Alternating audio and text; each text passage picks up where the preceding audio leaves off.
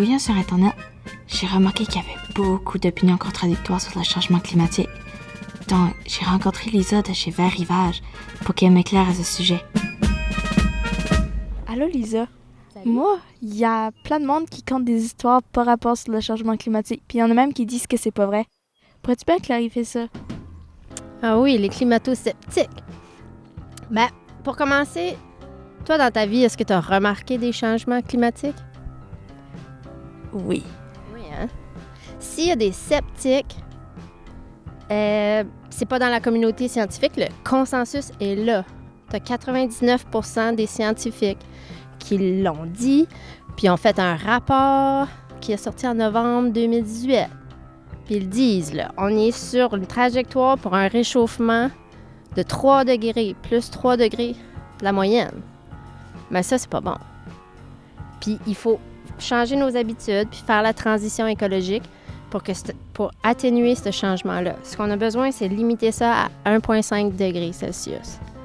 Mais dans ces variations-là de l'augmentation de la moyenne, c'est ça qui fait que des fois, on a des phénomènes où est-ce qu'il neige, là où il n'y a jamais eu de la neige, à des périodes où est-ce qu'il n'y a jamais eu de neige, où il pleut, nous autres, en plein hiver. Au lieu d'appeler ça réchauffement climatique, ils devraient appeler ça au moins perturbation climatique. En fait, on peut voir directement les graphiques puis les mesures depuis à peu près au moins 70 ans de données vraiment bien établies, où est-ce que tu vois l'augmentation de la concentration du CO2 dans l'air, c'est mesuré.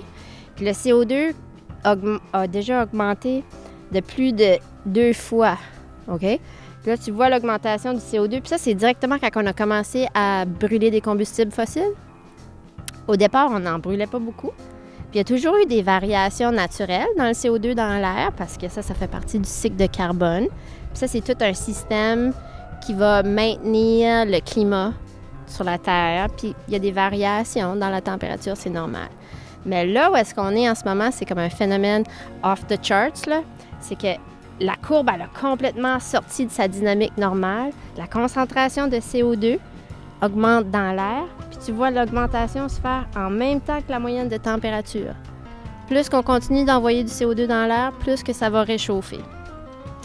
Puis plus la moyenne va augmenter, plus on va avoir de ces phénomènes extrêmes-là. Mais je veux quand même te dire que la communauté scientifique aussi est d'accord qu'on peut agir. Ils nous ont donné des moyens pour atténuer ces changements-là puis les limiter. Ce qu'on vise maintenant, c'est de les limiter à plus 1,5 degré d'augmentation moyenne.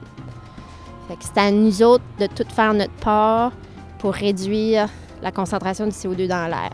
Puis ça peut être réduire notre consommation, ça peut être faire du compost à la maison, ça peut être limiter nos transports ou être plus intelligent dans nos transports.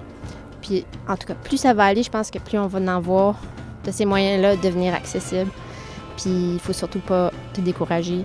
Des climato-sceptiques, il y en a, mais ils font de moins en moins de sens devant toute la preuve qui est bien établie maintenant. T'avais-tu d'autres questions? Non. Merci beaucoup. Ça me fait plaisir.